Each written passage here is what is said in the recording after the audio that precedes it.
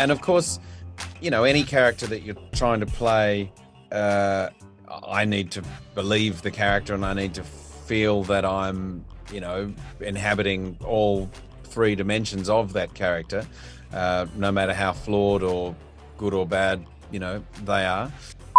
The book is so great, but you don't want to just regurgitate the book on film. It doesn't work like that. So I wanted to expand and elaborate on that. I wanted to imagine Philby in Russia, which the book doesn't really deal with. Treason is what I'm accusing you of. To be clear.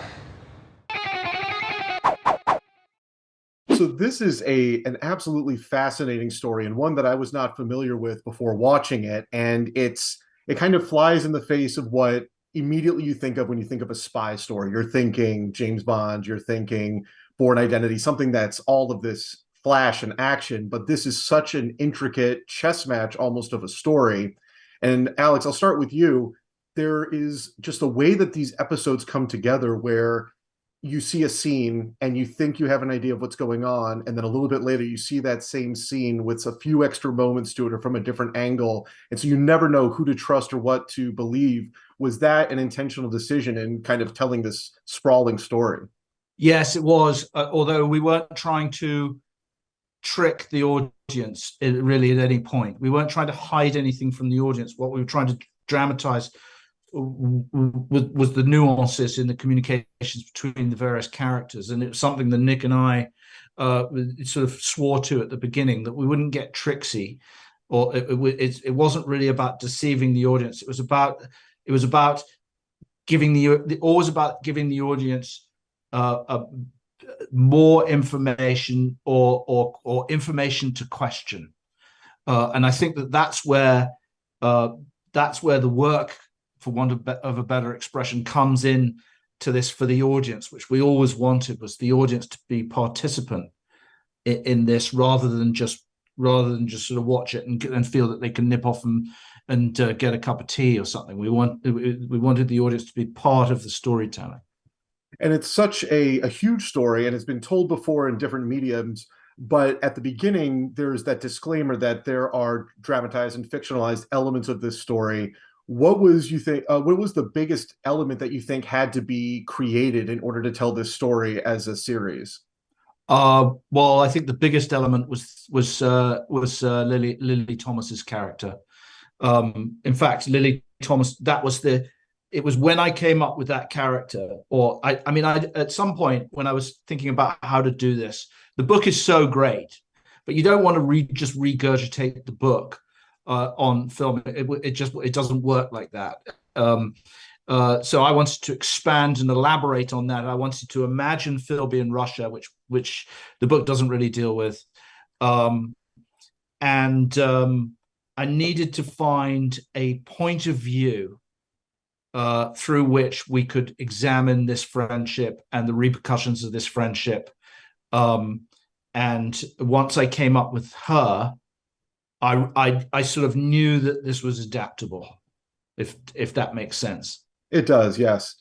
And Guy, for you, a massive fan of yours, love so many of your films, and I guess some of my favorites are probably the unlikely ones, but this is a character, a person, a historical figure that we should just automatically hate because it's a traitor. It's somebody we should just assume is a villain and a bad guy.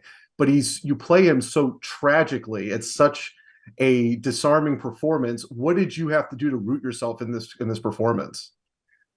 Well, just absorb the script, to be honest. All that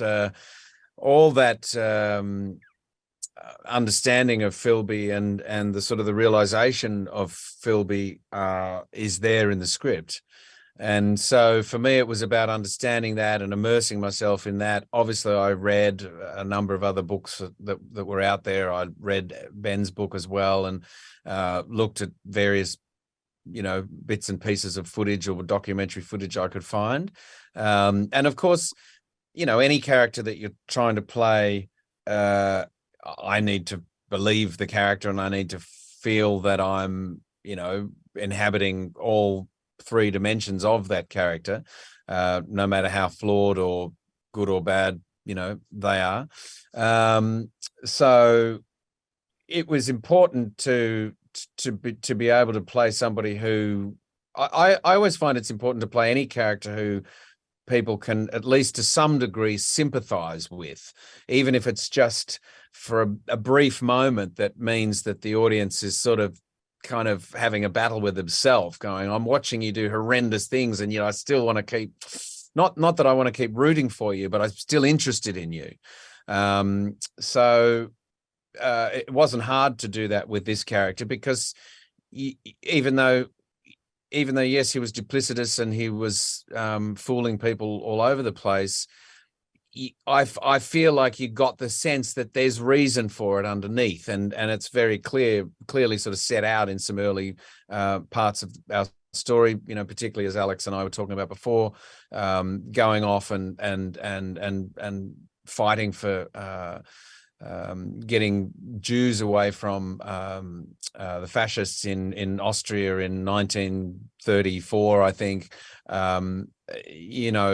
Doing things that he truly believed in, that you then can't unsee, you then can't back away from. So that there's a heart, that this is actually a human being. And I suppose, that's the great thing about playing a character that is within a great script. All those dimensions are there in the script. It's just a matter of understanding them and playing them.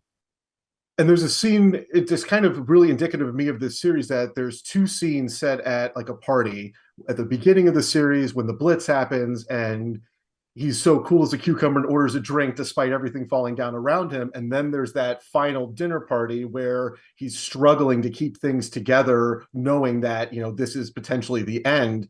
There's that kind of arc between the two there that's just brilliantly done. And I love that about this. But my question is really, these are the type of stories that it's hard to imagine it being fun for an actor. I get the challenge and all of that. But Guy, for you, what's fun, doing a series and a project like this, or my guilty pleasure favorite, a film like Lockout, where it's just completely insane and all over the place?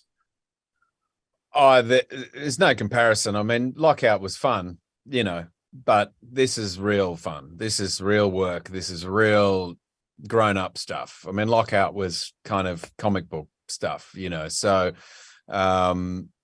it was great fun in a very different, sort of much smaller kind of way. This feels to me why I do the job I do, Yeah.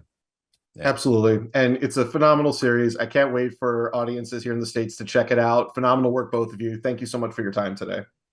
Thank you very much. Thanks for your time.